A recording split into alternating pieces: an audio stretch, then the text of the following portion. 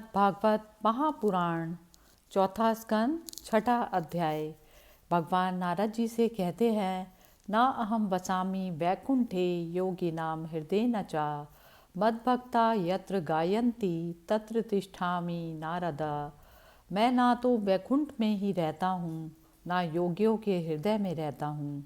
मैं तो वहीं रहता हूँ जहाँ प्रेमाकुल होकर मेरे भक्त मेरे नाम का कीर्तन किया करते हैं। ब्रह्म आदि देवताओं का कैलाश जाकर श्री महादेव जी को मनाना।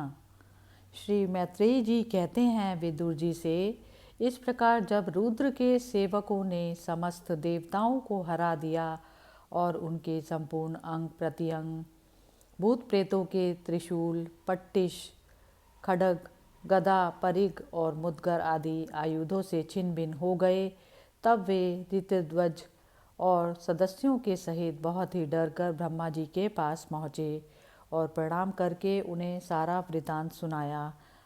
भगवान ब्रह्मा जी और अंतर्यामी श्री नारायण पहले से इस भावी उत्पात को जानते थे, इसी से वे दक्ष के यज्ञ में नहीं गए। अब देवताओं के मुख से वहाँ की सारी बात सुनकर उन्होंने कहा, देवताओं, परम समर्थ तेजस्वी पुरुष से कोई दोष भी बन जाए तो भी उसके बदले में अपराध करने वाले मनुष्यों का भला नहीं हो सकता। फिर तुम लोगों ने तो यज्ञ में भगवान शंकर का प्राप्य भाग न देकर उनका बड़ा भारी अपराध किया है, परंतु शंकर जी बहुत शीघ्र प्रसन्न होने वाले हैं, इसलिए तुम लोग शुद्ध हृदय से उनके पैर पकड़कर उन्हें प्रसन्न करो, उनसे माफ़ी मांगो। दक्ष के दुर्वचन रूपी बाणों से उनका हृदय तो पहले से ही बिंद रहा था, उस पर उनकी प्रिया सती जी का वियोग हो गया। इसलिए यदि तुम लोग चाहते हो कि वह यज्ञ फिर से आरंभ होकर पूर्ण हो, तो पहले जल्दी जाकर उनसे अपने अपराधों के लिए क्षमा मांगो, नहीं तो उनके कुपित होने पर लोकपालों के सहित इन समस्त लोकों का भी बचना असंभव है। भगवान रुद्र परम स्वतंत्र है, उनके तत्व और शक्ति सामर्थ्य को ना तो कोई ऋषि मुनि देवता और यज्ञ स्वरूप देवराज इंद्र ही जानते हैं और ना स्वयं मैं ही जानता हूँ, फिर दूसरों की तो बात ही क्या है। ऐसी अवस्था में उन्हें शांत करने का उपाय कौन सा हो सकता है। देवताओं से इस प्रकार कहकर ब्रह्मा जी उनको प्रजापतियों को और पितरों को साथ ले अपने लोक से पर्वत श्रेष्ठ कैलाश को गए, जो भगवान शंकर का प्रिय धाम है। उस कैलाश पर औषधि, तप, मंत्र और योग आदि उपायों से सिद्धि को प्राप्त हुए और जन्म से ही सिद्ध देवता नित्य निवास करते हैं। किन्नर, गंधर्व और अप्सरा आदि सदा वहाँ बने रहते हैं। उसके मणिमय शिखर हैं, जो नाना प्रकार की धातुओं से रंग बिरंगे प्रतीत होते हैं। उस पर अनेक प्रकार के वृक्ष, लता, गुल्म आदि छाए हुए हैं, जिनमें झुंड के झुंड जंगली पशु विचरते रहते हैं। वहाँ निर्मल जल के अनेकों झरने बहते हैं और बहुत सी गहरी कंदरा और ऊंचे शिखरों के कारण वह पर्वत अपने प्रियतमों के साथ विहार करती हुई सिद्ध पत्नियों का क्रीड़ा स्थल बना हुआ है। वह सब और मोरों के शोर, मंदाद, भ्रमरों के गुंजार, कोयलों की कुहू कुहू ध्वनि और अन्य अन्य पक्षियों के कलरव से गूंज रहा है। उसके कल्प वृक्ष अपनी ऊंची ऊंची डालियों को हिला हिला कर मानो पक्षियों को बुलाते रहते हैं, तथा हाथियों के चलने फिरने के कारण वह कैलाश स्वयं चलता हुआ सा और झरनों की कलकल ध्वनि से बातचीत करता हुआ सा जान पड़ता है। मंदार, पारिजात, सरल, तमाल, शाल, ताड़, कचनार, असन और अर्जुन के वृक्षों से वह पर्वत बड़ा ही सुहावना जान पड़ता है। आम, कदम, नीप, नाग, पुन्नाग, चंपा, गुलाब, अशोक, मोलसिरी, कुंद, कुरबक, सुनहरे शतपत्र, कमल, इलायची और मालती की मनोहर लताएं, कुब्बज, मोगरा और माधवी की बेलें भी उसकी शोभा बढ़ाती हैं। कटल, गूलर, पीपल, खाकर, बड़, गूगल, भोज वृक्ष, औषधि जाति के पेड़ आदि जो फल आने के बाद काट दिए जाते हैं, सुपारी, राजपूग, जामुन, खजूर, आमड़ा, आम, पियाल, महुआ, इस प्रकार झुरमुटों से वह पर्वत बड़ा ही मनोहर मालूम पड़ता है। उसके सरोवरों में कुमुद, उत्पल, कलहार और शतपत्र आदि अनेक जाति के कमल खिलते रहते हैं। उनकी शोभा से मुग्ध होकर कलरव करते हुए झुंड के झुंड पक्षियों से वह बड़ा ही भला लगता है। वहाँ जहाँ तहाँ हरिन, वानर, सूअर, सिंह, रीछ, शाही, नीलगाय, कस्तूरी मृग घूमते रहते हैं। वहाँ के सरोवरों के तट केलों के पंक्तियों की घिरे होने के कारण बड़ी शोभा पाते हैं। उसके चारों ओर नंदा नाम की नदी बहती है, जिसका पवित्र जल देवी सती के स्नान करने से और भी पवित्र एवं सुगंधित हो गया। भगवान भूतनाथ के निवास स्थान उस कैलाश पर्वत की ऐसी रमणीयता को देखकर देवताओं को बड़ा आश्चर्य हुआ। वहाँ उन्होंने अलका नाम की एक सुरम्यपुरी और सौगंधिक वन देखा, जिसमें सर्वत्र सुगंध फैलाने वाले सौगंधिक नाम के कमल खिले हुए थे। उस नगर के बाहर की ओर नंदा और अलकनंदा नामक दो नदियां हैं। वे तीर्थपाद श्री हरि की चरण रज के संयोग से अत्यंत पवित्र हो गई। विदुर जी, उन नदियों में रीति विलास से थकी हुई देवांगनाएं अपने अपने निवास स्थान से आकर जल क्रीड़ा करती हैं और उसमें प्रवेश कर अपने प्रियतमों पर जल उलीचती हुई रहती हैं। स्नान के बाद उनका तुरंग का लगाया हुआ कुमकुम घुल जाने से जल पीला हो जाता है और उस कुमकुम मिश्रित जल को हाथी प्यास ना होने पर भी गंध के लोभ से स्वयं पीते और अपनी हथनियों को पिलाते हैं। अलकापुरी चांदी, सोने और बहुमूल्य मणियों के सैकड़ों विमान छाए हुए थे, जिनमें अनेकों यक्ष पत्नियां निवास करती थी। उनके कारण वह विशाल नगरी बिजली तथा बादलों से छाए हुए आकाश के समान जान पड़ती थी। यक्षराज कुबेर की राजधानी उस अलकापुरी को पीछे छोड़कर देवगण सौगंधिक वन में आए। वह वन रंग बिरंगे फल, फूल और पत्तों वाले अनेकों कल्प वृक्षों से सुशोभित था। उसमें कोकिल आदि पक्षियों का कलरव और भौरों का गुंजार हो रहा था तथा राजहंसों के परम प्रिय कमल कुसुमों से सुशोभित अनेकों सरोवर थे। वह वन जंगली हाथियों के शरीर की रगड़ लगने से घिसे हुए हरिचंदन वृक्षों का स्पर्श करके चलने वाली सुगंधित वायु के द्वारा यक्षपत्नियों के मन को विशेष रूप से मथे डालता था। बावलियों की सीढ़ियाँ वैदर्य मणि की बनी हुई थी, उनमें बहुत से कमल खिले रहते थे। वहाँ अनेकों किम पुरुष की बहलाने के लिए आए हुए थे। इस प्रकार उस वन की शोभा निहारते जब देवगण कुछ आगे बढ़े, तब उन्हें पास ही के एक वट वृक्ष दिखलाई पड़ा। वह वृक्ष 100 योजन का ऊंचा था तथा उसकी शाखाएं 75 योजन तक फैली हुई थी। उसके चारों ओर सर्वदा विचल छाया बनी रहती थी, इसलिए घाम का कष्ट कभी नहीं होता था तथा उसमें कोई घोंसला भी नहीं था। ना महायोगमय और मुमुक्षुओं के आश्रयभूत वृक्ष के नीचे देवताओं ने भगवान शंकर को विराजमान देखा। वे साक्षात क्रोधहीन काल के समान जान पड़ते थे। भगवान भूतनाथ का श्रीअंग बड़ा ही शांत था। सनंदन आदि शांत सिद्धगण और सखा यक्ष राक्षसों के स्वामी कुबेर उनकी सेवा कर रहे थे। जगतपति महादेव की सारी संसार के सुहृद हैं, स्नेहवश सबका कल्याण करने वाले हैं। वे लोकहित के लिए ही उपासना, चित्त की एकाग्रता और समाधि आदि साधनों का आचरण करते रहते हैं।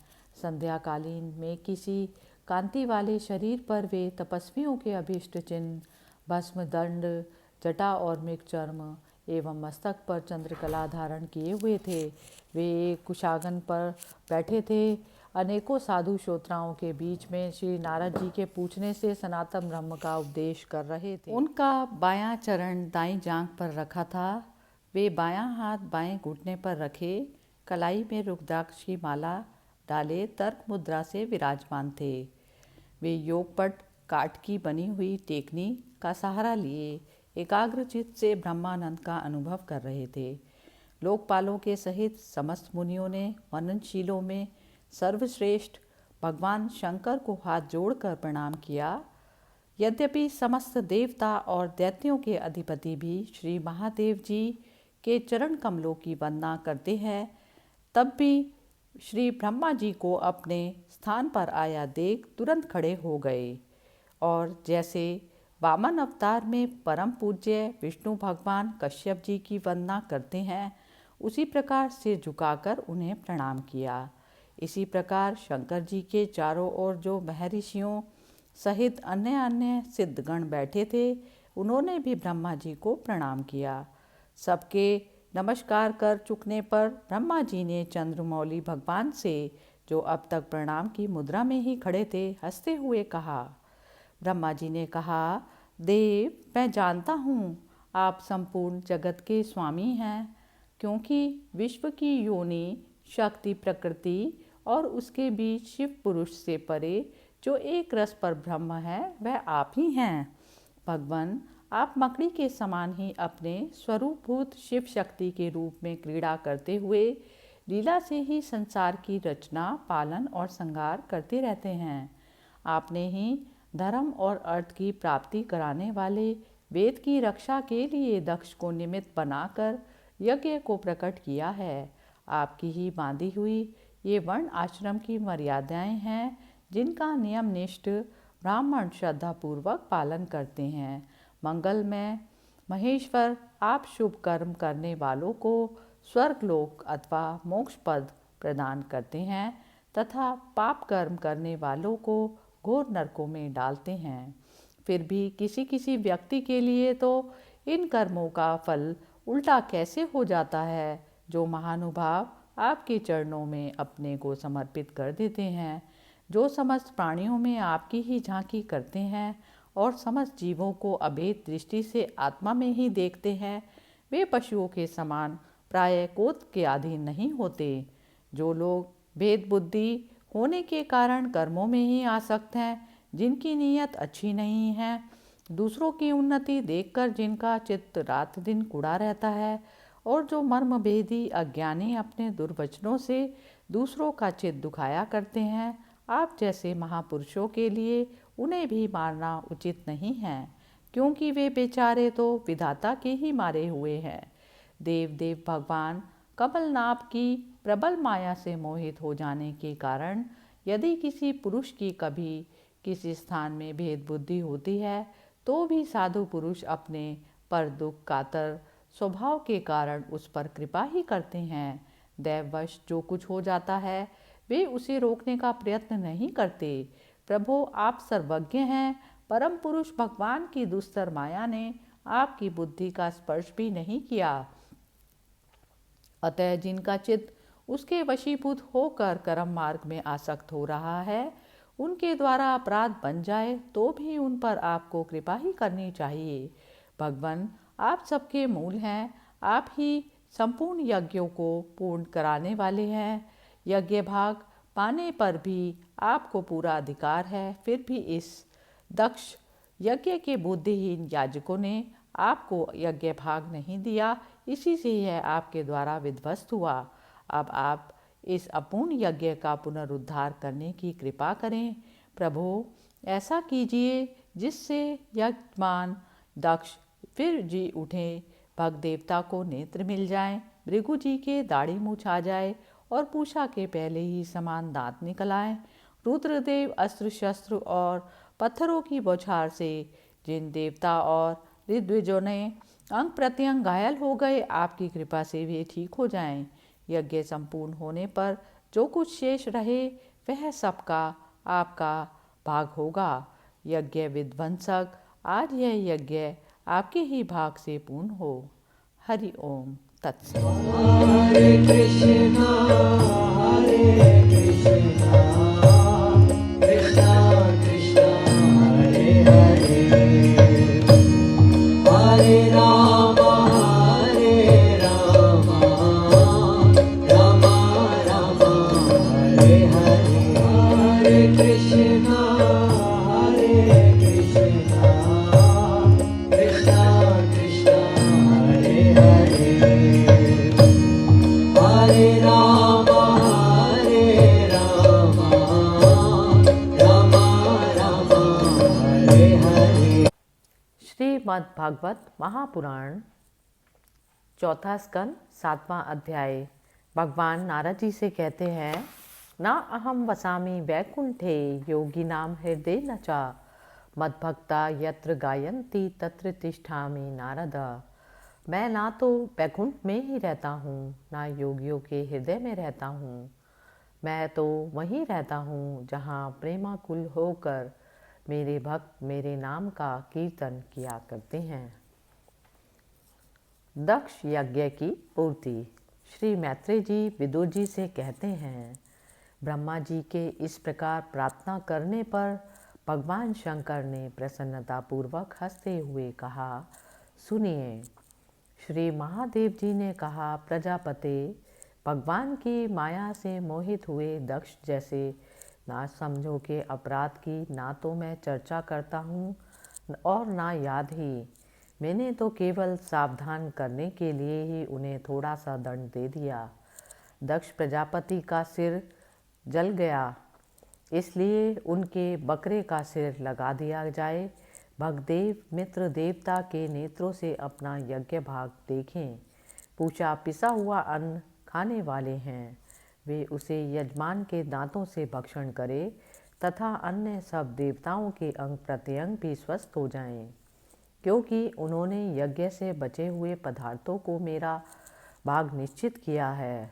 अर्धवर्यु आदि यज्ञिका में से जिनकी भुजाएं टूट गई हैं, वे अश्विनी कुमार की भुजाओं से, और जिनके हाथ नष्ट हो गए हैं वे पूषा के हाथों से काम करें तथा भृगुजी के बकरे की सी दाढ़ी मूछ हो जाए। श्री मैत्रेय जी विदुर जी से कहते हैं, वत्स, तब भगवान शंकर के वचन सुनकर सब लोग प्रसन्न चित्त से धन्य धन्य कहने लगे। फिर सभी देवता और ऋषियों ने महादेव जी से दक्ष की यज्ञशाला में पधारने की प्रार्थना की और तब वे उन्हें तथा ब्रह्मा जी को साथ लेकर वहाँ गए। वहाँ जैसा जैसा भगवान शंकर ने कहा था उसी प्रकार सब कार्य करके उन्होंने दक्ष की धड़ से यज्ञ पशु का सिर जोड़ दिया। सिर जुड़ जाने पर रुद्रदेव की दृष्टि पड़ते ही दक्ष तत्काल सोकर जागने के समान जी उठे और अपने सामने भगवान शिव को देखा। दक्ष का शंकर द्रोह की कालिमा से कलुषित हृदय उनका दर्शन करने से शरतकालीन सरोवर के समान स्वच्छ हो गया। उन्होंने महादेव जी की स्तुति करनी चाहिए, किंतु अपनी मरी हुई बेटी सती का स्मरण आने से स्नेह और उत्कंठा के कारण उनके नेत्रों में आंसू भर आए। उनके मुख से शब्द ना निकल सका। प्रेम से विवल परम बुद्धिमान प्रजापति ने जैसे तैसे अपने हृदय के आवेग को रोककर विशुद्ध भाव से भगवान शिव की स्तुति करनी आरंभ की। दक्ष ने कहा, भगवान, मैंने आपका अपराध किया था, किंतु आपने उसके बदले में मुझे दंड के द्वारा शिक्षा देकर बड़ा ही अनुग्रह किया है। अहो, आप श्री हरि तो आचारहीन नाम मात्र के ब्राह्मणों की भी उपेक्षा नहीं करते, फिर हम जैसे यज्ञ याग आदि करने वालों को क्यों भूलेंगे। विभो, आपने ब्रह्मा होकर सबसे पहले आत्म तत्व की रक्षा के लिए अपने मुख से विद्या तप और व्रत आदि के धारण करने वाले ब्राह्मणों को उत्पन्न किया था। जैसे चरवाहा लाठी लेकर गौ की रक्षा के लिए करता है, उसी प्रकार आप उन ब्राह्मणों की सब विपत्तियों से रक्षा करते हैं। मैं आपके तत्व को नहीं जानता था, इसी से मैंने भरी सभा में आपको अपने वाग बाणों से बेधा था, किंतु आपने मेरे उस अपराध का कोई विचार नहीं किया। मैं तो आप जैसे पूज्यतम महानुभावों का अपराध करने के कारण नरक आदि नीच लोकों में गिरने वाला था, परंतु आपने अपनी करुणा भरी दृष्टि से मुझे उबार लिया। अब भी आपको प्रसन्न करने योग्य मुझ में कोई गुण नहीं है, बस आप अपने ही उदारतापूर्ण बर्ताव से मुझ पर प्रसन्न हों। श्री मैत्रेय जी कहते हैं, आशुतोष, शंकर से इस प्रकार अपना अपराध क्षमा कराकर दक्ष ने ब्रह्मा जी के कहने पर उपाध्याय ऋतध्वज आदि की सहायता से यज्ञ कार्य आरंभ किया। तब ब्राह्मणों ने यज्ञ संपन्न करने के उद्देश्य से रुद्रगण संबंधी भूत पिशाचों के संसर्ग जनित दोष की शांति के लिए 3 पात्रों में विष्णु भगवान के लिए तैयार किए हुए पुरोडाश नामक चरु का हवन किया। विदुर जी उस हवि को हाथ में लेकर खड़े हुए। अर्धवर्यु के साथ यजमान दक्ष ने ज्यों ही विशुद्ध चित्त से श्री हरि का ध्यान किया, त्यों ही सहसा भगवान वहाँ प्रकट हो गए। बृहत एवं रथंतर नामक साम स्तोत्र जिनके पंख हैं, उन गरुड़ जी के द्वारा समीप लाए हुए भगवान ने दसों दिशाओं को प्रकाशित करती हुई अपनी अंग कांति से सब देवताओं का तेज हर लिया। उनके सामने सबकी कांति फीकी पड़ गई। उनका श्याम वर्ण था, कमर में सुवर्ण की करधनी और पीताम्बर सुशोभित थे। सिर पर सूर्य के समान दैदीप्यमान मुकुट था। मुख कमल भौरों के समान नीली अलकावली और कांति में कुंडलों से शोभायमान था। उनके सुवर्ण में आभूषणों से विभूषित 8 भुजाएं थी, जो भक्तों की रक्षा के लिए सदा उद्यत रहती हैं। 8 भुजाओं में वे शंख, पद्म, चक्र, बाण, धनुष, गदा, खड्ग और ढाल लिए हुए थे तथा इन सब आयुधों के कारण वे फूले हुए कनेर के वृक्ष के समान जान पड़ते थे। प्रभु के हृदय में श्री वत्स का चिन्ह था और सुंदर वनमाला सुशोभित थी। वे अपने उदार हास और लीलामय कटाक्ष से सारे संसार को आनंदमग्न कर रहे थे। पार्षदगण दोनों ओर राजहंस के समान सफ़ेद पंखे और चंवर डुला रहे थे। भगवान के मस्तक पर चंद्रमा के समान शुभ्र छत्र शोभा दे रहा था। भगवान पधारे हैं, यह देखकर इंद्र, ब्रह्मा और महादेव जी आदि देवेश्वरों सहित समस्त देवता, गंधर्व और ऋषि आदि ने सहसा खड़े होकर उन्हें प्रणाम किया। उनके तेज से सबकी कांति फीकी पड़ गई, जीवा लड़खड़ाने लगी। वे सबके सब सकपका गए और मस्तक पर अंजलि बांधकर भगवान के सामने खड़े हो गए। यद्यपि भगवान की महिमा तक ब्रह्मा आदि की मति भी नहीं पहुंच पाती, तो भी भक्तों पर कृपा करने के लिए दिव्य रूप में प्रकट हुए श्री हरि की वे अपनी अपनी बुद्धि के अनुसार स्तुति करने लगे। सबसे पहले प्रजापति सुनंदा आदि पार्षदों से घिरे हुए प्रजापतियों के परम गुरु भगवान यज्ञेश्वर के पास गए और अति आनंदित हो विनीत भाव से हाथ जोड़कर प्रार्थना करते हुए प्रभु के शरणापन्न हुए।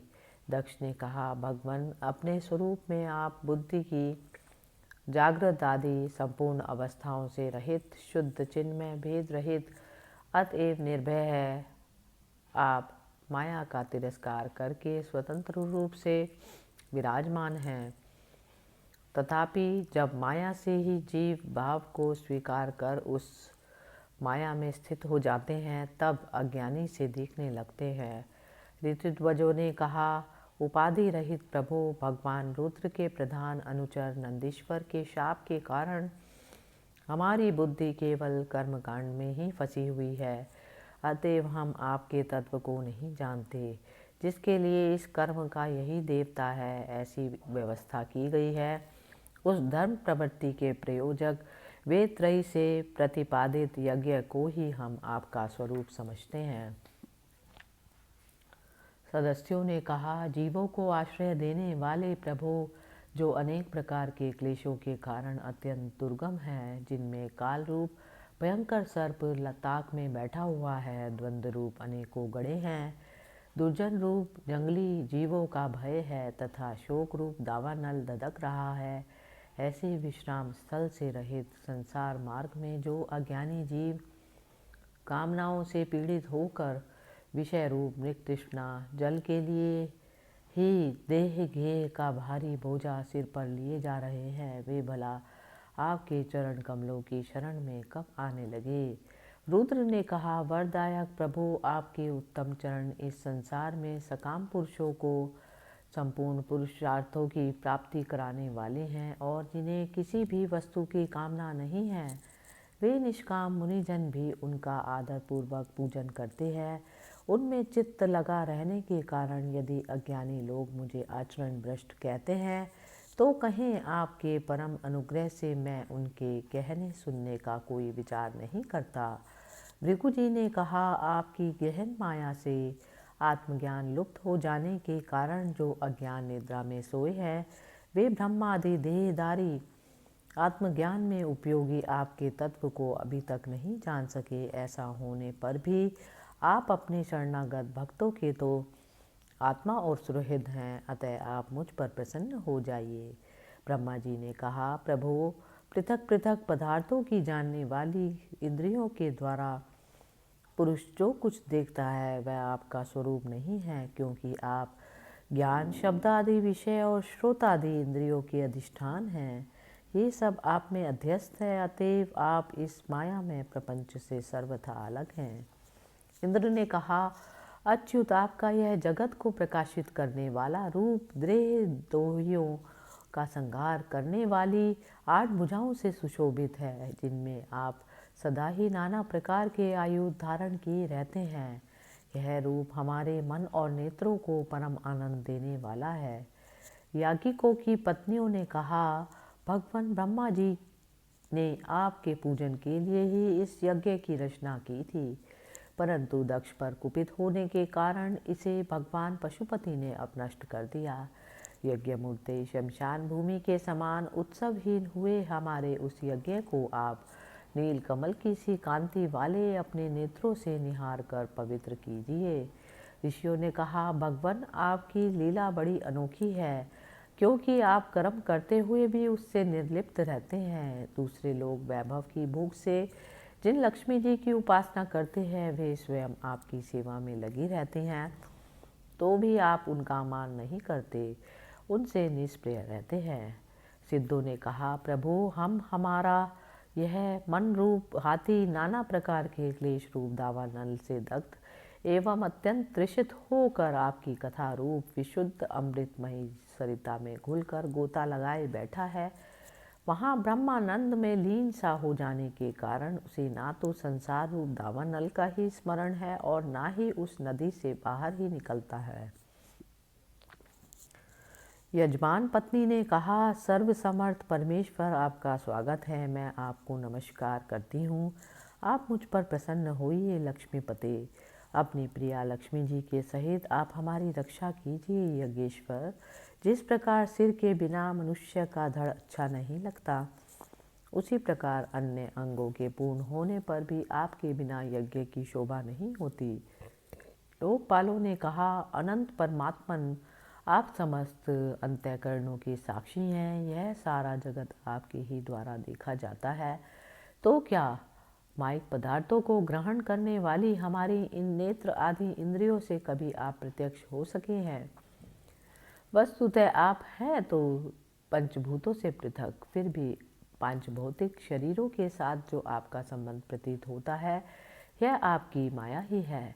योगेश्वरों ने कहा, प्रभो, जो पुरुष संपूर्ण विश्व के आत्मा आप में और अपने में कोई भेद नहीं देखता, उससे अधिक प्यारा आपको कोई नहीं है। तथापि भक्त वत्सल, जो लोग आप में स्वामी भाव रखकर अनन्य भक्ति से आपकी सेवा करते हैं, उन पर तो आप कृपा कीजिए। जीवों के अदृष्टवश जिसके सत्वादि गुणों में बड़ी विभिन्नता आ जाती है, उस अपनी माया के द्वारा जगत की उत्पत्ति, स्थिति और प्रलय के लिए ब्रह्मादि विभिन्न रूप धारण करके आप भेद बुद्धि पैदा कर देते हैं, किंतु अपनी स्वरूप स्थिति से आप उस भेद ज्ञान को और उसके कारण सत्वादि गुणों से सर्वथा दूर है। ऐसे आपको हमारा नमस्कार है। ब्रह्म स्वरूप वेद ने कहा, आप ही धर्म आदि की उत्पत्ति के लिए शुद्ध सत्व को स्वीकार करते हैं, साथ ही आप निर्गुण भी हैं। अतएव आपका तत्व ना तो मैं जानता हूँ और ना ब्रह्मा आदि और कोई ही जानते हैं। आपको नमस्कार है। अग्निदेव ने कहा, भगवान, आपके ही तेज से प्रज्वलित होकर मैं ये श्रेष्ठ यज्ञों में देवताओं के पास घृत मिश्रित हवि पहुँचाता हूँ। आप साक्षात यज्ञ पुरुष एवं यज्ञ की रक्षा करने वाले हैं। अग्निहोत्र, दर्श, पौर्णमास, चातुर्मस्य और पशु सोम, ये 5 प्रकार के यज्ञ आपके ही स्वरूप हैं। तथा आश्रयव्य, अस्तु, शौटश, यजे, ये यजामहे और वषड, इन 5 प्रकार के यजुर मंत्रों से आपका ही पूजन होता है। मैं आपको प्रणाम करती हूँ। देवताओं ने कहा, देव, आप आदि पुरुष हैं। पूर्व कल्प का अंत होने पर अपने कार्य रूप इस प्रपंच को उदर में लीन कर आपने ही प्रलयकालीन जल के भीतर शेष नाग की उत्तम शैया पर शयन किया। आपके आध्यात्मिक स्वरूप का जनलोकादिवासी सिद्धगण भी अपने हृदय में चिंतन करते हैं। अहो, वही आप आज हमारे नेत्रों के विषय होकर अपने भक्तों की रक्षा कर रहे हैं। गंधर्वों ने कहा, देव, मरीचि आदि ऋषि और ये ब्रह्मा, इंद्र और रुद्रादि देवतागण आपके अंश के भी अंश हैं। महतम, यह संपूर्ण विश्व आपके खेल की सामग्री है। नाथ, ऐसे आपको हम सर्वदा प्रणाम करते हैं। विद्याधरों ने कहा, प्रभु, परम पुरुषार्थ की प्राप्ति के साधन रूप इस मानव देह को पाकर भी जीव आपकी माया से मोहित होकर इससे मैं और मेरेपन का अभिमान कर लेता है। फिर वह दुर्बुद्धि अपने आत्मियों से तिरस्कृत होने पर भी असत विषयों की ही लालसा करता रहता है। किंतु ऐसी अवस्था में भी जो आपके कथामृत का सेवन करता है वह इस अंतःकरण के मोह को सर्वथा त्याग कर देता है। ब्राह्मणों ने कहा, भगवान, आप ही यज्ञ हैं, आप ही हवि हैं, आप ही अग्नि हैं, स्वयं आप ही मंत्र हैं, आप ही समिधा, कुशा और यज्ञ पात्र हैं तथा आप ही सदस्य, ऋत्वज, यजमान एवं उसकी धर्म पत्नी, देवता, अग्निहोत्र, स्वधा, सोमरस, घृत और पशु हैं। वेद मूर्ते, यज्ञ और उसका संकल्प दोनों आप ही हैं। पूर्व काल में आप ही अति विशाल वराह रूप धारण कर रसातल में डूबी हुई पृथ्वी को लीला से ही अपनी दाढ़ों पर उठाकर इस प्रकार निकाल लाए थे जैसे कोई गजराज कमलनी को उठा लाए।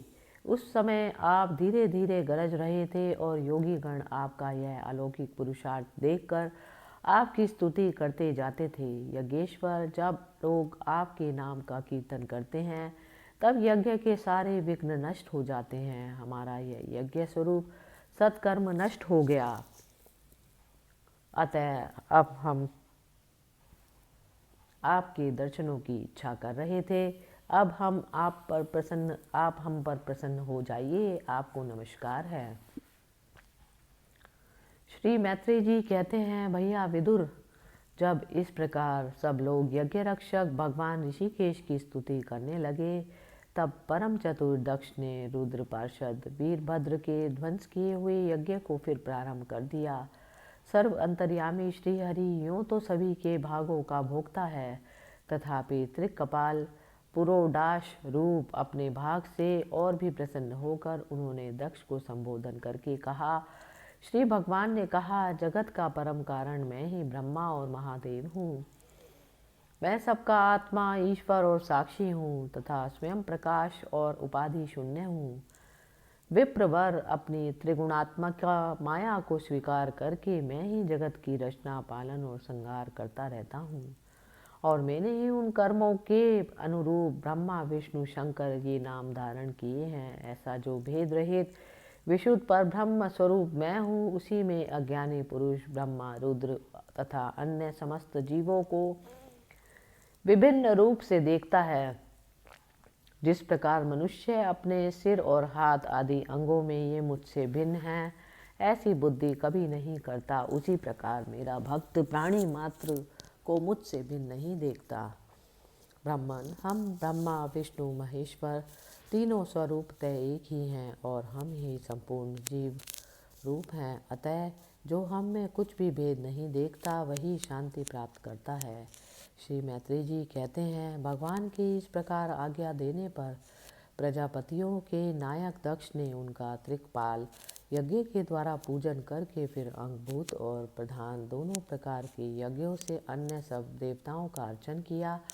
फिर एकाग्रचित हो भगवान शंकर का यज्ञ शेष रूप उनके भाग से यजन किया तथा समाप्ति में किए जाने वाले उद्भसान नामक कर्म से अन्य सोमपाई एवं दूसरे देवताओं का यजन कर यज्ञ का उपसंहार किया और अंत में ऋत्विजों के सहित अवृत स्नान किया। फिर जिन्हें अपने पुरुषार्थ से ही सब प्रकार की सिद्धियां प्राप्त की थी, उन दक्ष प्रजापति को तुम्हारी सदा धर्म में बुद्धि रहे ऐसा आशीर्वाद देकर सब देवता स्वर्गलोक को चले गए। विदुर जी, सुना है कि दक्ष सुता सती ने इस प्रकार अपना पूर्व शरीर त्याग कर फिर हिमालय की पत्नी मेना के गर्भ से जन्म लिया। जिस प्रकार प्रलय काल में लीन हुई शक्ति सृष्टि के आरंभ में फिर ईश्वर की ही आश्रय लेती है, इसी प्रकार अनन्य परायणा श्री अंबिका जी ने उस जन्म में भी अपने एकमात्र आश्रय और प्रियतम भगवान शंकर को ही वर्ण किया। विदुर जी, दक्ष यज्ञ का विध्वंस करने वाले भगवान शिव का यह चरित्र मैंने बृहस्पति जी के शिष्य परम भागवत उद्धव जी के मुख से सुना था। कुरुनंदन श्री महादेव जी का यह पावन चरित्र यश और आयु को बढ़ाने वाला तथा पाप पुण्य को नष्ट करने वाला है। जो पुरुष भक्ति भाव से इसका नित्य प्रति श्रवण और कीर्तन करता है वह अपनी पाप राशि का नाश कर देता है। इस प्रकार चौथे स्कंद का 7वां अध्याय समाप्त हुआ। हरि ओम तत्सत। हरे कृष्णा कृष्णा कृष्णा हरे हरे, हरे राम राम राम हरे हरे, हरे कृष्णा कृष्णा कृष्णा हरे हरे, हरे राम राम राम हरे हरे। श्रीमद्भागवत महापुराण चौथा स्कंद 8वां अध्याय। भगवान नारद जी से कहते हैं, ना अहम वसामि वैकुंठे योगिनां हृदयेन च मद्भक्ता यत्र गायन्ति तत्र तिष्ठामि नारद। मैं ना तो वैकुंठ में ही रहता हूँ, ना योगियों के हृदय में रहता हूँ। मैं तो वहीं रहता हूँ जहाँ प्रेमाकुल होकर मेरे भक्त मेरे नाम का कीर्तन किया करते हैं। ध्रुव का वनगमन। श्री मैत्रेय जी विदुर जी से कहते हैं, सनकादि नारद ऋभु हंस अरुणि और यति ब्रह्मा जी के इन नैष्ठिक ब्रह्मचारी पुत्रों ने गृहस्थ आश्रम में प्रवेश नहीं किया, अतः उनके कोई संतान नहीं हुई। अधर्म भी ब्रह्मा जी का ही पुत्र था। उसकी पत्नी का नाम था मृषा। उसके दम नामक पुत्र और माया नाम की कन्या हुई। उन दोनों को निरति ले गया, क्योंकि उसके कोई संतान न थी। दंभ और माया से लोभ और निकृति षटता का जन्म हुआ। उनसे क्रोध और हिंसा तथा उनसे कली और उसकी बहन दुरुक्ति उत्पन्न हुए। साधु शिरोमणि फिर दुरुक्ति ने कली ने भय और मृत्यु को उत्पन्न किया और उन दोनों के संयोग से यातना और नरक का जोड़ा उत्पन्न हुआ। हे निष्पाप विदुर जी, इस प्रकार मैंने संक्षेप में तुम्हें प्रलय का कारण रूप यह अधर्म का वंश सुनाया। यह अधर्म का त्याग कराकर पुण्य संपादन में हेतु बनता है। अतएव इसका वर्णन 3 बार सुनकर मनुष्य अपने मन की मलिनता को दूर कर देता है। कुरुनंदन, अब मैं श्री हरि के अंश ब्रह्मा जी के अंश से उत्पन्न हुए पवित्र कीर्ति महाराज स्वयंभू मनु के पुत्रों के वंश का वर्णन करता हूँ। महारानी शत्रुपा और उनके पति स्वयंभू मनु से प्रियवत और उत्तानपाद ये 2 पुत्र हुए। भगवान वासुदेव की कला से उत्पन्न होने के कारण ये दोनों संसार की रक्षा में तत्पर रहते थे। उत्तानपाद से सुनीति और सुरुचि नाम की 2 पत्नियां थीं। उनमें सुरुचि राजा को अधिक प्रिय थी। सुनीति, जिसका पुत्र ध्रुव था, उन्हें वैसे प्रिय नहीं लगती थी। एक दिन राजा उत्तानपाद सुरुचि के पुत्र उत्तम को गोद में बैठाकर प्यार कर रहे थे। उसी समय ध्रुव ने भी गोद में बैठना चाहा, परंतु राजा ने उसका स्वागत नहीं किया। उस समय घमंड से भरी हुई सुरुचि ने अपने सौत के पुत्र ध्रुव को महाराज की गोद में आने का यत्न करते देख उनके सामने ही उसे डहा भरे शब्द कहे, बच्चे, तू सिंहासन पर बैठने का अधिकारी नहीं, तू भी राजा का ही बेटा है, इससे क्या हुआ? तुझको मैंने तो अपनी कोख में धारण नहीं किया। तू अभी नादान है, तुझे पता नहीं कि तूने किसी दूसरी स्त्री के गर्भ से जन्म लिया, तभी तो ऐसे दुर्लभ विषय की इच्छा कर रहा है।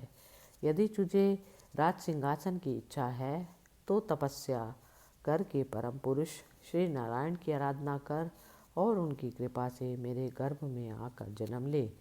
श्री मैत्रेय जी कहते हैं, विदुर जी, जिस प्रकार डंडे की चोट खाकर सांप फुंकार मारने लगता है, उसी प्रकार अपनी सौतेली माँ के कठोर वचनों से घायल होकर ध्रुव क्रोध के मारे लंबी लंबी सांसें लेने लगा। उसके पिता चुपचाप यह सब देखते रहे, मुंह से एक शब्द भी नहीं बोले। तब पिता को छोड़कर ध्रुव रोता हुआ अपनी माता के पास आया। उसके दोनों होठ पड़क रहे थे और वह सिसक सिसक कर रो रहा था। सुनीति ने बेटे को गोद में उठा लिया और जब महल के दूसरे लोगों से अपनी सौत सुरुचि की कही हुई बातें सुनी, तब उसे बड़ा दुख हुआ। उसका धीरज टूट गया। वह दावानल से जली हुई बेल के समान शोक से संतप्त होकर मुरझा गई और विलाप करने लगी। सौत की बातें याद आने से उसके कमल सरीखे नेत्रों में आंसू भर आए। उस बेचारी को अपने दुख का पारावार कहीं अंत ही नहीं दिखाई देता था। उसने गहरी सांस लेकर ध्रुव से कहा, बेटा, तू दूसरों के लिए किसी प्रकार की मंगल की कामना मत कर। जो मनुष्य दूसरों को दुख देता है, उसे स्वयं ही उसका फल भोगना पड़ता है। सुरुचि ने जो कुछ कहा है ठीक ही है, क्योंकि महाराज को मुझे पत्नी तो क्या दासी स्वीकार करने में भी लज्जा आती है। तूने मुझ मंदभागिनी के गर्भ से जन्म लिया और मेरे ही दूध से तू पला है। बेटा, सुरुचि ने तेरी सौतेली माँ होने पर भी बात बिल्कुल ठीक कही। अतः यदि राजकुमार उत्तम के समान राज सिंहासन पर बैठना चाहता है तो द्वेष भाव छोड़कर उसी का पालन कर। बस श्री अधोक्षज भगवान के चरण कमलों की आराधना में लग जा। संसार का पालन करने के लिए सत्व गुण को अंगीकार करने वाले उन श्री हरि के चरणों की आराधना करने से ही तेरे परदादा श्री ब्रह्मा जी को वह सर्वश्रेष्ठ पद प्राप्त हुआ है और मन और प्राणों को जीतने वाले मुनियों के द्वारा भी वंदनीय है। इसी प्रकार तेरे दादा स्वयंभू मनु ने भी बड़ी बड़ी दक्षिणाओं वाले यज्ञों के द्वारा अनन्य भाव से उन्हीं भगवान की आराधना की थी, तभी उन्हें दूसरों के लिए अति दुर्लभ लौकिक अलौकिक तथा मोक्ष सुख की प्राप्ति हुई। बेटा, तू भी उन भक्त वत्सल श्री भगवान का ही आश्रय ले। जन्म मृत्यु के चक्र से छूटने की इच्छा करने वाले मुमुक्षु लोग निरंतर उन्हीं के चरण कमलों के मार्ग की खोज किया करते हैं। तू स्वधर्म पालन से पवित्र हुए अपने चित्त में श्री पुरुषोत्तम भगवान को बैठा ले तथा अन्य सब प्रकार का चिंतन छोड़कर केवल उन्हीं का भजन कर। बेटा, उन कमल दल लोचन श्री हरि को छोड़कर मुझे तो तेरे दुख को दूर करने का कोई और दिखाई नहीं देता। देख, जिन्हें प्रसन्न करने के लिए ब्रह्मा आदि अन्य सब देवता ढूंढते रहते हैं, वे श्री लक्ष्मी भी दीपक की भांति हाथ में कमल लिए निरंतर उन्हीं श्री हरि की खोज किया करती हैं। श्री मैत्रेय जी कहते हैं, माता सुनीति ने जो वचन कहे वे अभीष्ट वस्तु की प्राप्ति का मार्ग दिखलाने वाले थे। अतः उन्हें सुनकर ध्रुव ने बुद्धि द्वारा अपने चित्त का समाधान किया। इसके बाद वे पिता के नगर से चले पड़े। यह सब समाचार सुनकर ध्रुव क्या करना चाहता है, इस बात को जानकर नारद जी वहाँ आए। उन्होंने ध्रुव के मस्तक पर अपना पाप नाशक कर कमल फेलते हुए मन ही मन विस्मित होकर कहा, अहो, क्षत्रियों का सा कैसा अद्भुत तेज है, वे थोड़ा सा भी मान भंग नहीं सह सकते। देखो, अभी तो यह नन्हा सा बच्चा है, तो भी इसके हृदय में सौतेली माता के कटुर वचन घर कर गए हैं। तत्पश्चात नारद जी ने ध्रुव से कहा, बेटा, अभी तो तू बच्चा है, खेल कूद में ही मस्त रहता है। हम नहीं समझते कि इस उम्र में किसी बात से तेरा सम्मान या अपमान हो सकता है। यदि तुझे मान अपमान का विचार ही हो तो बेटा, असल में मनुष्य के असंतोष का कारण मोह के सिवा और कुछ नहीं। संसार में मनुष्य अपने कर्मानुसार ही मान अपमान या सुख दुख आदि को प्राप्त होता है। अर्थात भगवान की गति बड़ी विचित्र है, इसलिए उस पर विचार करके बुद्धिमान पुरुष को चाहिए कि दैववश उसे जैसी भी परिस्थिति का सामना करना पड़े उसी में संतुष्ट रहे।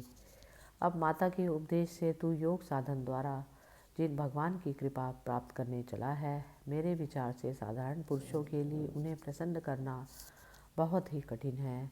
योगी लोग अनेक जन्मों तक अनासक्त रहकर समाधि योग के द्वारा बड़ी बड़ी कठोर साधनाएं करते रहते हैं, परंतु भगवान के मार्ग का पता नहीं पाते। इसलिए तू यह व्यर्थ का हट छोड़ दे और घर लौट जा। बड़ा होने पर जब परमार्थ साधन का समय आए तब उसके लिए प्रयत्न करना। विधाता के विधान के अनुसार सुख दुख तो जो भी प्राप्त हो उसी में चित्त को संतुष्ट करके रहना चाहिए। जो करने वाला पुरुष मोहमय संसार से पार हो जाता है, मनुष्य को चाहिए कि अपने से अधिक गुणवान को देखकर प्रसन्न हो और जो कम गुणवान वाला हो उसे दया करे, और जो अपने समान गुण वाला हो उससे मित्रता का भाव रखे। यूँ करने से उसे कभी दुख नहीं होता। ध्रुव ने कहा, भगवान, सुख दुख से जिनका चित्त चंचल हो जाता है उन लोगों के लिए आपने कृपा करके शांति का यह बहुत अच्छा उपाय बताया, परंतु मुझ जैसे अज्ञानियों की दृष्टि यहाँ तक नहीं पहुँच पाती। इसके सिवा मुझे घोर क्षत्रिय स्वभाव प्राप्त हुआ है, अतः मुझ में विनय का प्राय अभाव है। सुरुचि ने अपने कटु वचन रूपी बाणों से मेरे हृदय को भेद डाला है, इसलिए उसमें आपका यह उपदेश नहीं ठहर पाता। ब्राह्मण, मैं उस पद पर अधिकार करना चाहता हूँ जो त्रिलोकी में सबसे श्रेष्ठ है तथा जिस पर मेरे बाप दादे और दूसरे कोई भी आरूढ़ नहीं हो सके। आप मुझे उसी की प्राप्ति का अच्छा सा कोई मार्ग बताइए। आप भगवान ब्रह्मा जी के पुत्र हैं और संसार के कल्याण के लिए ही वीणा बजाते हैं। सूर्य की भांति त्रिलोकी में विचरा करते हैं। श्री मैत्री जी कहते हैं, ध्रुव की बात सुनकर भगवान नारद जी बड़े प्रसन्न हुए और उस पर कृपा करके इस प्रकार सदुपदेश करने लगे। श्री नारद जी ने कहा, बेटा, तेरी माता सुनीति ने तुझे जो कुछ बताया है वही तेरे लिए परम कल्याण का मार्ग है।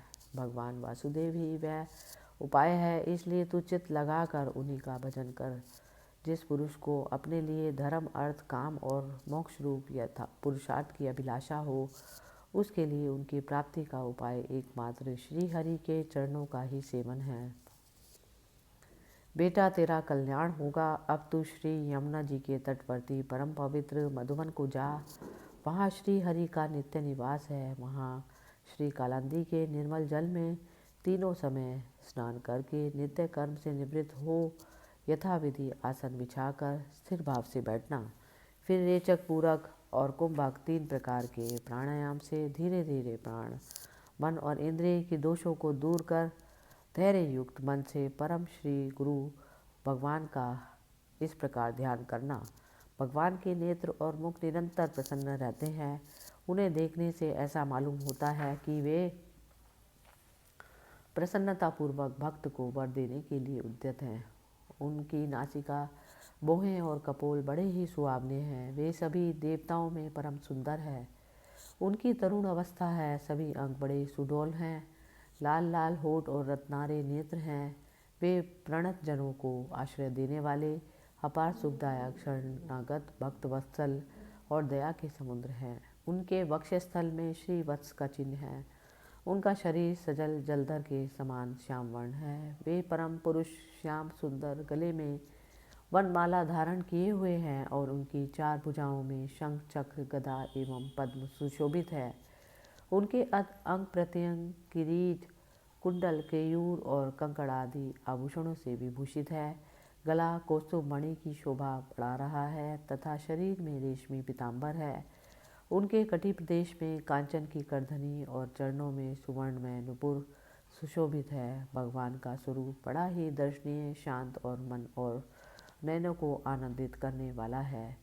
जो लोग प्रभु का मानस पूजन करते हैं उनके अंतःकरण में वे हृदय कमल की कर्णिका पर अपने नख मणिमंडित मनोहर पादार बिंदों को स्थापित करके विराजते हैं। इस प्रकार धारणा करते करते जब चित्त स्थिर और एकाग्र हो जाए तब उन वरदायक प्रभु का मन ही मन इस प्रकार ध्यान करे कि वे मेरी और अनुराग भरी दृष्टि से निहारते हुए मंद मंद मुस्कुरा रहे हैं। भगवान की मंगलमयी मूर्ति का इस प्रकार निरंतर ध्यान करने से मन शीघ्र ही परमानंद में डूबकर तल्लीन हो जाता है और फिर वहाँ से लौटता नहीं। राजकुमार, इस ध्यान के साथ जिस परम गुह्य मंत्र का जाप करना चाहिए वह भी बतलाता हूँ, सुन। इसका 7 रात जप करने से मनुष्य आकाश में विचरने वाले सिद्धों का दर्शन कर सकता है। वह मंत्र है ओम नमो भगवते वासुदेवाय। किस देश में और किस काल में कौन वस्तु उपयोगी है, इसका विचार करके बुद्धिमान पुरुष को इस मंत्र के द्वारा तरह तरह की सामग्रियों से भगवान की द्रव्यमयी पूजा करनी चाहिए। प्रभु का पूजन विशुद्ध जल, पुष्पमाला, जंगली मूल और फल आदि पूजा में विहित दुर्वादि अंकुर, वन में ही प्राप्त होने वाले वलकल, वस्त्र और उनकी प्रेयसी तुलसी से करना चाहिए। यदि शिला आदि की मूर्ति मिल सके तो उसमें, नहीं तो पृथ्वी या जल आदि में ही भगवान की पूजा करें। सर्वदा संयत चित्त, मननशील, शांत और मौन रहे तथा जंगली फल, मूल आदि का परिमित आहार करे। इसके सिवा पुण्य कीर्ति श्री हरि अपनी निर्वचनीय माया के द्वारा अपनी ही इच्छा से अवतार लेकर जो मनोहर चरित्र वाले हैं उनका मन ही मन चिंतन करता रहे। प्रभु की पूजा के लिए जिन जिन उपचारों का विधान किया गया है उन्हें मंत्र मूर्ति श्री हरि को 12 अक्षर मंत्र के द्वारा ही अर्पण करे। इस प्रकार जब हृदय स्थित हरि का मन, वाणी और शरीर से भक्तिपूर्वक पूजन किया जाता है तब वे निश्चल भाव से भली भांति भजन करने वाले अपने भक्तों के भाव को बढ़ा देते हैं और उन्हें उनकी इच्छा के अनुसार धर्म, अर्थ, काम अथवा मोक्ष रूप कल्याण प्रदान करते हैं। यदि उपासक को इंद्रिय संबंधी भोगों से वैराग्य हो गया है तो वह मोक्ष प्राप्ति के लिए अत्यंत भक्तिपूर्वक अविच्छिन्न भाव से भगवान का भजन करे। श्री नारद जी से इस प्रकार उपदेश पाकर राजकुमार ध्रुव ने परिक्रमा करके उन्हें प्रणाम किया और उसके बाद उन्होंने भगवान के चरण चिन्हों के अंकित परम पवित्र मधुवन की यात्रा की। ध्रुव के तपोवन की ओर चले जाने पर नारद जी महाराज उत्तानपाद के महल में पहुँचे। राजा ने उनको यथायोग्य उपचारों से पूजा की। तब उन्होंने आराम से आसन पर बैठकर राजा से पूछा। श्री नारद जी ने कहा, राजन, तुम्हारा मुख सूखा पड़ा है।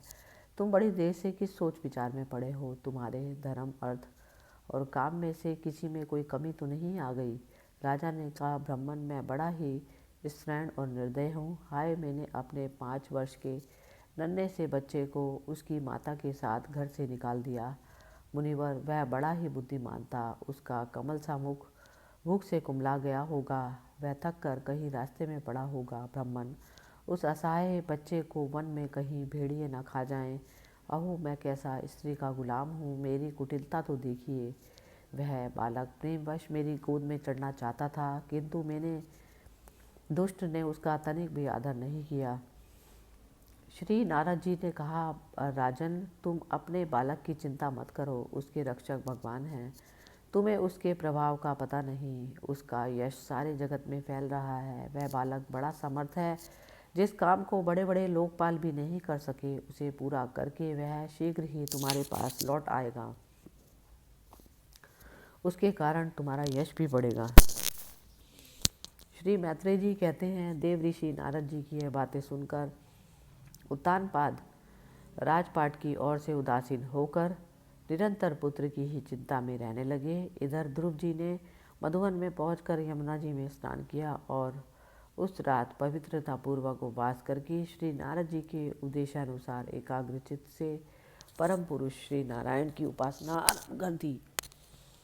उन्होंने 3 रात्रि के अनंतर से शरीर निर्वाह के लिए केवल कैत और बेर के फल खाकर श्री हरि की उपासना करते हुए 1 मास व्यतीत किया। दूसरे महीने में उन्होंने 6 दिन के पीछे सूखे घास और पत्ते खाकर भगवान का भजन किया। तीसरा महीना 9 दिन पर केवल जल पीकर समाधि योग के द्वारा श्री हरि की आराधना करते हुए बिताया। चौथे महीने में उन्होंने श्वास को जीतकर 12 दिन के बाद केवल वायु पीकर ध्यान योग के द्वारा भगवान की आराधना की। 5वां मास लगने पर राजकुमार ध्रुव श्वास को जीतकर पर ब्रह्म का चिंतन करते हुए एक पैर से खंभे के समान निश्चल भाव से खड़े हो गए। उस समय उन्होंने शब्दादि विषय और इंद्रियों के नियामक अपने मन को सब ओर से खींच लिया तथा हृदय स्थित हरि के स्वरूप का चिंतन करते हुए चित्त को किसी और दूसरी ओर न जाने दिया। जिस समय उन्होंने महद आदि संपूर्ण तत्वों के आधार और प्रकृति पुरुष के भी अधीश्वर पर ब्रह्म की धारणा की, उस समय उनके तेज को ना सह सकने के कारण तीनों लोग कांप उठे। जब राजकुमार ध्रुव एक पैर से खड़े हुए तब उनके अंगूठे से दबकर आधी पृथ्वी इस प्रकार झुक गई जैसे किसी गजराज के चढ़ जाने पर नाव पद पद पर दाईं बाईं और डगमगाने लगती है। ध्रुव जी ने अपने इंद्रिय द्वार और प्राणों को रोककर अनन्य बुद्धि से विश्वात्मा श्रीहरि का ध्यान करने लगे। इस प्रकार उनकी समष्टि प्राण से अभिन्नता हो जाने के कारण सभी जीवों का श्वास प्रश्वास रुक गया। इससे समस्त लोक और लोकपालों को बड़ी पीड़ा हुई और वे सब घबराकर श्रीहरि की शरण में गए। देवताओं ने कहा, भगवान, समस्त स्थावर जंगम जीवों के शरीर का प्राण एक साथ ही रुक गया है, ऐसा तो हमने कभी पहले अनुभव नहीं किया। आप शरणागतों की रक्षा करने वाले हैं, अपनी शरण में आए हुए हम लोगों को इस दुख से छुड़ाइए। श्री भगवान ने कहा, देवताओं, तुम डरो मत। उत्तानपाद के पुत्र ध्रुव ने अपने चित्त को मुझ में विश्वात्मा में लीन कर लिया। इस समय मेरे साथ उसकी अभेद धारणा सिद्ध हो गई। इसी से उसके प्राण निरोध से तुम सबका प्राण भी रुक गया। अब तुम अपने अपने लोगों को जाओ, मैं इस बालक को इस दुष्कर तप से निवृत्त कर दूंगा। इस प्रकार श्रीमद् भागवत महापुराण का चौथे स्कंद का 8वां अध्याय समाप्त हुआ। हरि ओम तत्सत। हरे कृष्णा कृष्णा कृष्णा हरे हरे, हरे राम राम राम हरे हरे, हरे कृष्णा कृष्णा कृष्णा हरे हरे, हरे राम राम राम हरे हरे। श्रीमद् भागवत महापुराण चौथा स्कंद 9वां अध्याय। भगवान नारद जी से कहते हैं, न अहम वसामि वैकुंठे योगी नाम हृदय न चा मद्भक्ता यत्र गायन्ति तत्र तिष्ठामि नारद। मैं ना तो वैकुंठ में ही रहता हूँ, ना योगियों के हृदय में रहता हूँ। मैं तो वहीं रहता हूँ जहाँ प्रेमाकुल होकर भक्त मेरे नाम का कीर्तन किया करते हैं।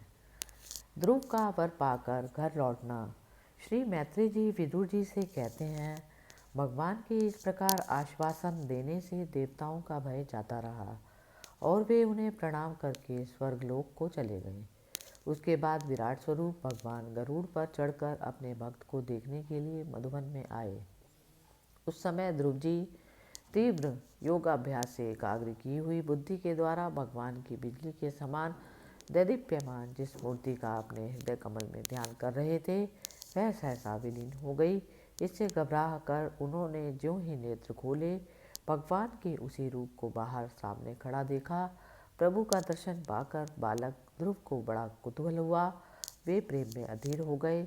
उन्होंने पृथ्वी पर दंड के समान लौटकर उन्हें प्रणाम किया। फिर वे इस प्रकार प्रेम भरी दृष्टि से उनकी ओर देखने लगे, मानो नेत्रों में उन्हें पी जाएंगे, मुख से चूम लेंगे और भुजाओं में कस लेंगे। वे हाथ जोड़े प्रभु के सामने खड़े रहे और उनकी स्तुति करना चाहते थे, परंतु किस प्रकार कहें यह नहीं जानते थे। सर्व अंतर्यामी हरि उनके मन की बात जांच गए। उन्होंने कृपापूर्वक अपने वेदमय शंख को उनके गाल से छुआ। ध्रुव जी भविष्य में अविचल पद प्राप्त करने वाले थे। इस समय शंख का स्पर्श होते ही उन्हें वेदमय दिव्यवाणी प्राप्त हो गई और जीव तथा ब्रह्म के रूप का भी निश्चय हो गया। अत्यंत भक्ति भाव से धैर्यपूर्वक विश्वविख्यात कीर्तिमान श्री हरि की स्तुति करने लगे।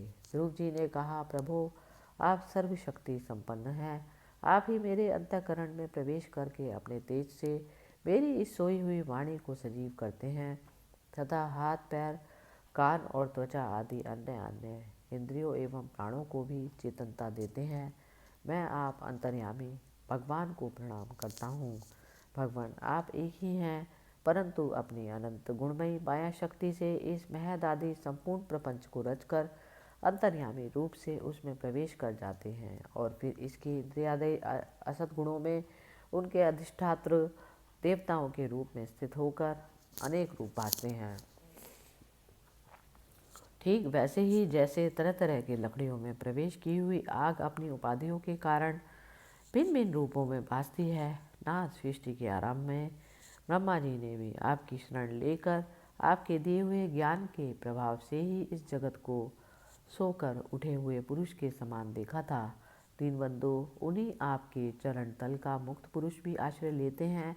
कोई भी कृतज्ञ पुरुष उन्हें कैसे भूल सकता है। प्रभु, इन शब्द तुल्य शरीरों द्वारा भोगा जाने वाला इंद्रिय और विषयों से संसर्ग से उत्पन्न सुख तो मनुष्य को नरक में भी मिल सकता है, तो लोग इस विषय सुख के लिए ललायित रहते हैं और जो जन्म मरण के बंधन से छुड़ा देने वाले कल्पत स्वरूप आपकी उपासना भगवत प्राप्ति के सिवा किसी अन्य उद्देश्य की से रखते हैं, उनकी बुद्धि अवश्य ही आपके माया के द्वारा ठगी जाती है।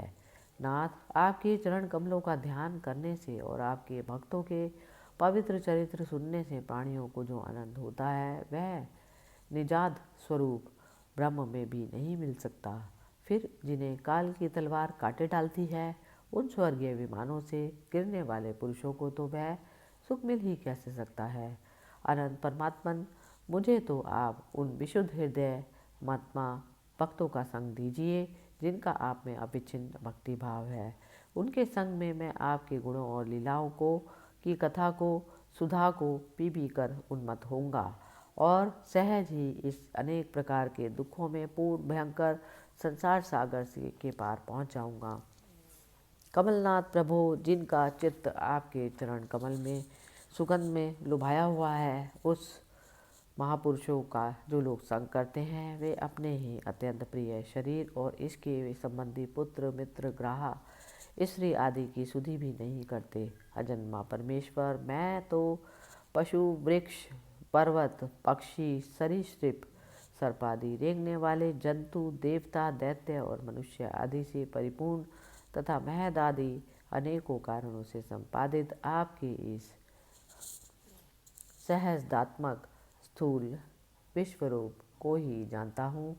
इससे परे जो आपका परम स्वरूप है, जिससे आप वाणी की गति नहीं है, उसका मुझे पता नहीं है। भगवान, कल्प का अंत होने पर योग निद्रा में स्थित जो परम पुरुष इस संपूर्ण विश्व को अपने उदर में लीन करके शेष जी के साथ उन्हीं की गोद में शयन करते हैं तथा जिनके नाभि समुद्र से प्रकट हुए सर्वलोक में सुवर्ण वर्ण कमल से परम तेजों में ब्रह्मा जी उत्पन्न हुए, वे भगवान आप ही हैं।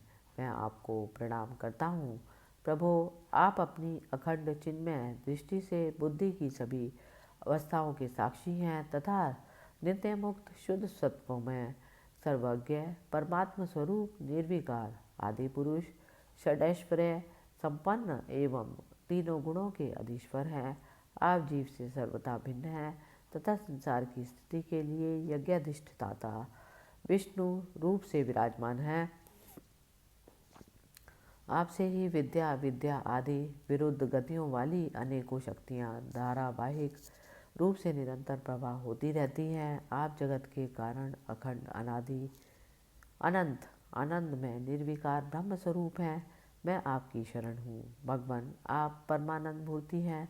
जो लोग ऐसा समझकर निष्काम भाव से आपका निरंतर भजन करते हैं, उनके लिए राज्य आदि भोगों की अपेक्षा आपके चरण कमलों की प्राप्ति ही भजन का सच्चा फल है। स्वामिन, यद्यपि बात ऐसी है कि तो भी गो जैसे अपने तुरंत के जन्मे हुए बछड़े को दूध पिलाती और व्याघ्र आदि से बचाती रहती है, उसी प्रकार आप भी भक्तों पर कृपा करने के लिए निरंतर विकल रहने के कारण हम जैसे सकाम जीवों की भी कामना पूर्ण करके उनकी संसार भय से रक्षा करते हैं। श्री मैत्रेय जी कहते हैं, विदुर जी, जब शुभ संकल्प वाले मतिमान ध्रुव जी ने इस प्रकार स्तुति की, तब भक्त वत्सल भगवान उनकी प्रशंसा करते हुए कहने लगे, श्री भगवान ने कहा, उत्तम व्रत का पालन करने वाले राजकुमार, मैं तेरे हृदय का संकल्प जानता हूँ। यद्यपि उस पद का प्राप्त होना बहुत कठिन है, तो भी मैं तुझे वह देता हूँ, तेरा कल्याण हो। भद्र, जिस तेजोमय अविनाशी लोक को आज तक किसी ने प्राप्त नहीं किया, जिसके चारों ओर ग्रह, नक्षत्र और तारागण रूप ज्योतिष चक्र उसी प्रकार चक्कर काटता रहता है, जिस प्रकार मेढ़ी के चारों ओर दमरी के बैल घूमते रहते हैं, अवान्तर कल्प पर्यंत रहने वाले अन्य लोकों का नाश हो जाने पर भी जो स्थिर रहता है, तथा तारागण के सहित धर्म, अग्नि, कश्यप और शुक्र आदि नक्षत्र एवं सप्त ऋषिगण जिसकी प्रदक्षिणा करते हैं, वह ध्रुव लोक मैं तुझे देता हूँ। यहाँ भी जब तेरे पिता तुझे राज सिंहासन देकर वन को चले जाएंगे, तब भी तू 36,000 वर्ष तक धर्मपूर्वक पृथ्वी का पालन करेगा। तेरी इंद्रियों की शक्ति ज्यों की त्यों बनी रहेगी। आगे चलकर किसी समय तेरा भाई उत्तम शिकार खेलता हुआ मारा जाएगा, तब उसकी माता सुरुचि पुत्र प्रेम में पागल होकर उसे वन में खोजती हुई दावर नल में प्रवेश कर जाएगी। यज्ञ मेरी प्रिय मूर्ति है, तू अनेकों बड़ी बड़ी दक्षिणाओं वाले यज्ञों के द्वारा मेरा यजन करेगा और यहाँ उत्तम उत्तम भोग भोग कर अंत में मेरा ही स्मरण करेगा। इससे तू अंत में संपूर्ण लोगों के वंदनीय और सप्त ऋषियों से भी ऊपर मेरे निज धाम को जाएगा, जहाँ पहुँच जाने पर फिर संसार में लौट कर नहीं आना होता। श्री मैत्रेय जी कहते हैं, बालक ध्रुव से इस प्रकार पूजित हो जाने पर उसे अपना पद प्रदान कर भगवान श्री गरुड़ ध्वज उसके देखते देखते अपने लोक को चले गए। प्रभु की चरण सेवा से संकल्पित वस्तु प्राप्त हो जाने के कारण यद्यपि ध्रुव जी का संकल्प तो निवृत्त हो गया, किंतु उनका चित्त विशेष प्रसन्न नहीं हुआ। फिर वे अपने नगर को लौट गए। विदुर जी ने पूछा, ब्राह्मण, मायापति श्रीहरि का परम पद तो अत्यंत दुर्लभ है और मिलता भी उनके चरण कमलों की उपासना से ही है। ध्रुव जी भी सारासार का पूर्ण विवेक रखते थे, फिर एक ही जन्म में उस परम पद को पा लेने पर भी उन्होंने अपने को अकृतार्थ क्यों समझा। श्री मैत्रेय जी ने कहा, ध्रुव जी का हृदय अपनी सौतेली माता के वाग बाणों से बिंध गया था। तब वर मांगने के समय भी उनका स्मरण बना हुआ था। इसी से उन्होंने मुक्तिदाता श्री हरि से मुक्ति नहीं मांगी। जब तक भगवान दर्शन से वह मनोमालिन्य दूर हो गया, तो उनके अपनी इस भूल के लिए पश्चाताप हुआ। ध्रुव जी मन ही मन कहने लगे, अहो सनकादि ऊर्ध्वरेता सिद्ध भी उन्हें समाधि द्वारा अनेकों जन्मों में प्राप्त कर पाते हैं। उन भगवत चरणों की छाया को मैंने 6 महीनों में ही पा लिया, किंतु चित्त में दूसरी वासना रहने के कारण मैं फिर उनसे दूर हो गया। अहो मुझ मंदभाग्य की मूर्खता को देखो। मैंने संसार पाश को काटने वाले प्रभु के पद्मों में पहुंचकर भी उनसे नाशवान वस्तु की ही याचना की। देवताओं को स्वर्ग भोग के पश्चात फिर नीचे गिरना होता है, इसलिए वे मेरी भगवत प्राप्ति रूप उच्च स्थिति को सहन नहीं कर सके। अतः उन्होंने ही मेरी बुद्धि को नष्ट कर दिया। तभी तो मुझ दुष्ट ने नारद जी की यथार्थ बात भी स्वीकार नहीं की। यद्यपि संसार में आत्मा के सिवा दूसरा कोई भी नहीं, तथापि सोया हुआ मनुष्य जैसे स्वप्न में अपने ही कल्पना किए हुए व्याघ्र से डरता है, उसी प्रकार मैंने भी भगवान की माया से मोहित होकर भाई को ही शत्रु मान लिया और व्यर्थ ही द्वेष रूप हार्दिक रोग से जलने लगा। जिन्हें प्रसन्न करना अत्यंत कठिन है, उन्हीं विश्वात्मा श्री हरि को तपस्या द्वारा प्रसन्न करके मैंने जो कुछ मांगा है वह सब व्यर्थ है। ठीक उसी तरह जैसे गतायु पुरुष के लिए चिकित्सा व्यर्थ होती है। ओहो, मैं बड़ा भाग्यहीन हूँ।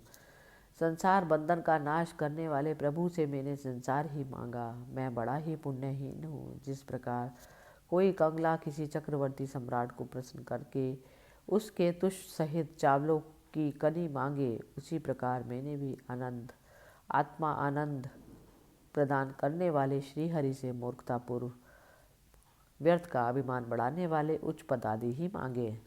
श्री मैत्रेय जी कहते हैं, विदुर जी से तुम्हारी तरह जो लोग श्री मुकुंद पादारविंद मकरंद के ही मधुकर हैं, जो निरंतर प्रभु की चरण रज का ही सेवन करते हैं और जिनका मन अपने आप आई हुई सभी परिस्थितियों में संतुष्ट रहता है, वे भगवान से उनकी सेवा के सिवा अपने लिए और कोई भी पदार्थ नहीं मांगते। इधर जब राजा उत्तानपाद ने सुना कि उनका पुत्र ध्रुव घर लौट रहा है तो उन्हें इस बात पर वैसे ही विश्वास नहीं हुआ जैसे कोई किसी के यमलोक से लौटने की बात विश्वास ना कर सके। उन्होंने यह सोचा कि मुझ अभागे का ऐसा भाग्य कहाँ, परंतु फिर उन्हें देव ऋषि नारद की बात याद आ गई। उससे उनका इस बात में विश्वास हुआ और वे आनंद के वेग से अधीर हो उठे। उन्होंने अत्यंत प्रसन्न होकर यह समाचार लाने वाले एक बहुमूल्य हार दिया।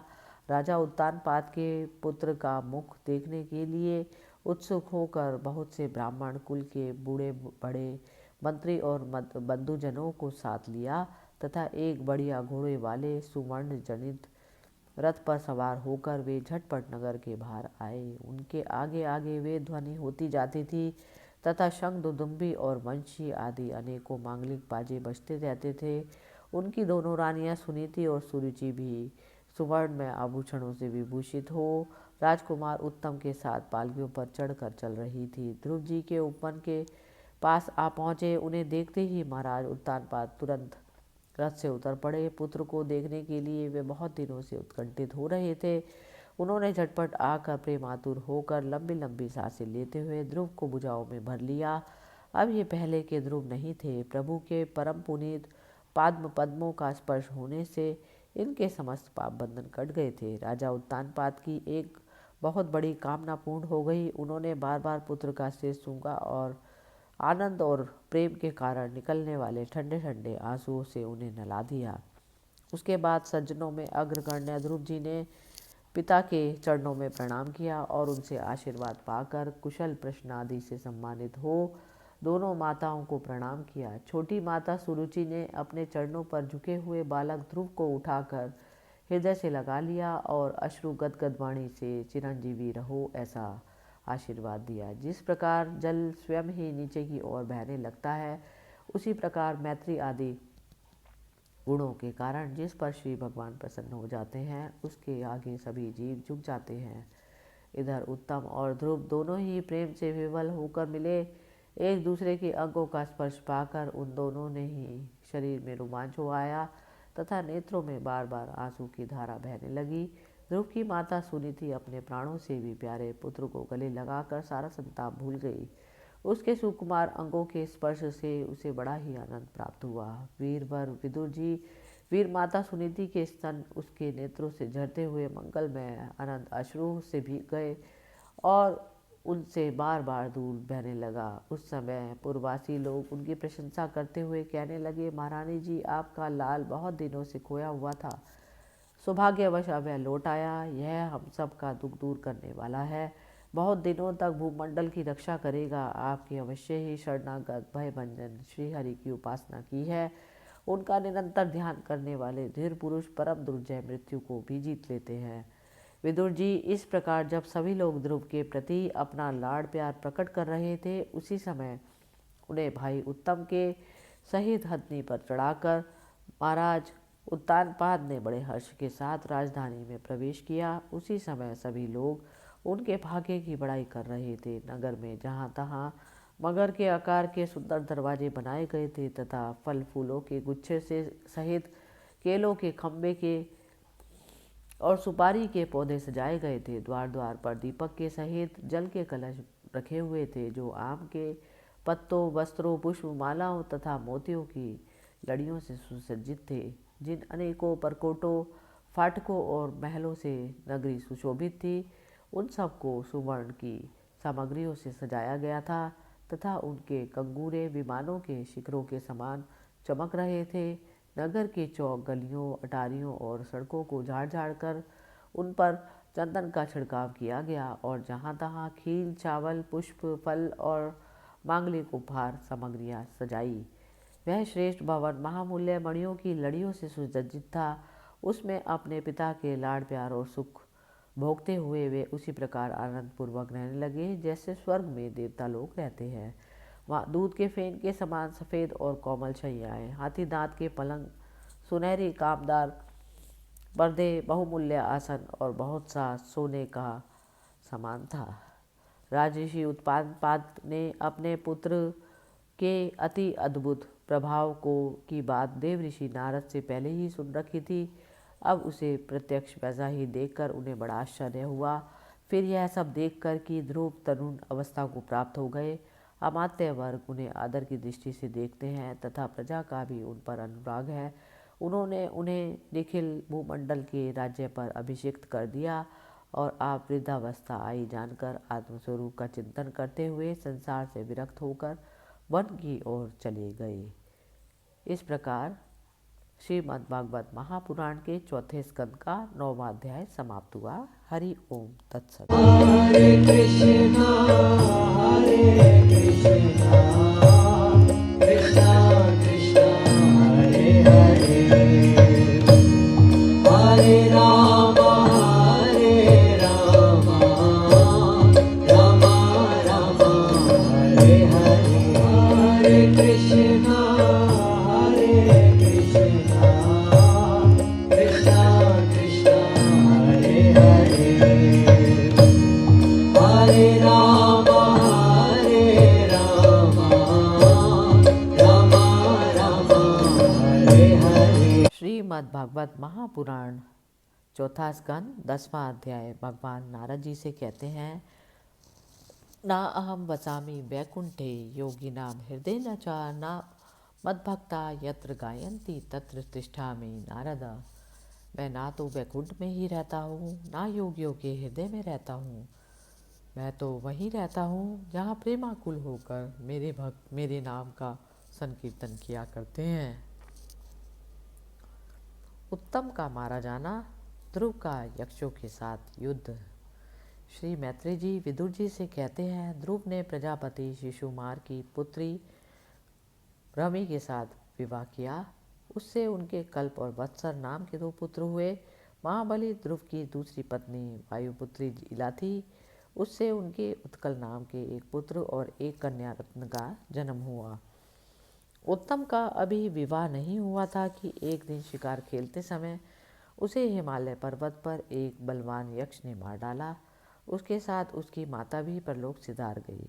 ध्रुव ने जब भाई के मारे जाने का समाचार सुना तो वे क्रोध, शोक और उद्वेग से भरकर एक विजयप्रद रथ पर सवार हुए और यक्षों के देश में जा पहुँचे। उन्होंने उत्तर दिशा में जाकर हिमालय की घाटी में यक्षों से भरी हुई अलकापुली देखी। उनमें अनेकों भूत प्रेत पिशाच आदि रुद्रानुचुर रहते थे।